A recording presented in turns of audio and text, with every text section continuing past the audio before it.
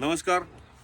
અહીંયા ઢોર બંધાઈ છે, તમે જોઈ શકો છો. કોડ છે અને સાપ અહીંયા ઘૂસેલો છે ઉપર પાઇપની અંદર. મોઢું એનું નીકાળે છે. તમને મોઢું થોડું ઘણું જોવાતું છે, જીભ પણ એની કાઢી રહ્યો છે.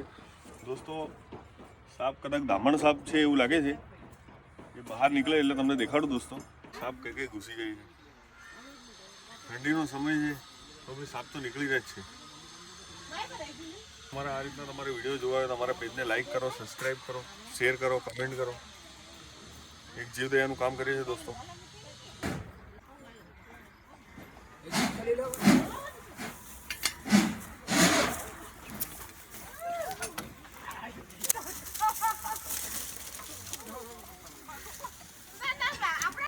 દોસ્તો, જોઈ શકો છો તમે કઈ રીતનો સાપ છે અને કેટલી સ્પીડ છે આની. લાગે છે ને મસ્ત.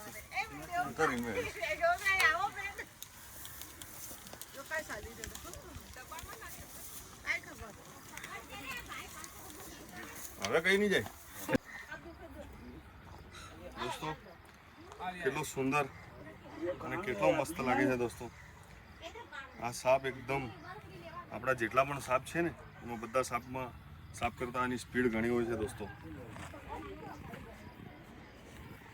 જોઈ શકો છો દોસ્તો તમે.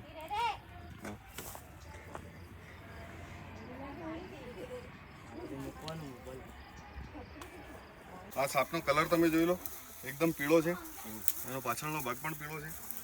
દોસ્તો, તમને રામણ સાપ બધી અલગ અલગ દેખાડી. આ એકદમ પીળા કલરની છે અને એનો પાછળનો ભાગ તો હંમેશા બ્લેક કલરની હોય કે અલગ અલગ કલરમાં હોય છે. આ સાપ એનો પાછળનો ભાગ પીળો છે અને આ સાપમાં ઝેર હોતું નથી. આ બિનઝેરી સાપ છે દોસ્તો. આ સાપ બાઇટ કરે તો કશું થતું નથી. પણ દોસ્તો, કોઈ બી સાપ બાઇટ કરે સીધું સરકારીમાં જવાનું, કોઈ ઝાડફૂંક તંત્ર મંત્રના ચક્કરમાં જવું નહીં. દોસ્તો, એને પેક કરી એની અનુકૂળ જગ્યામાં આપણે રિલીઝ કરીશું ફોરેસ્ટ એરિયામાં.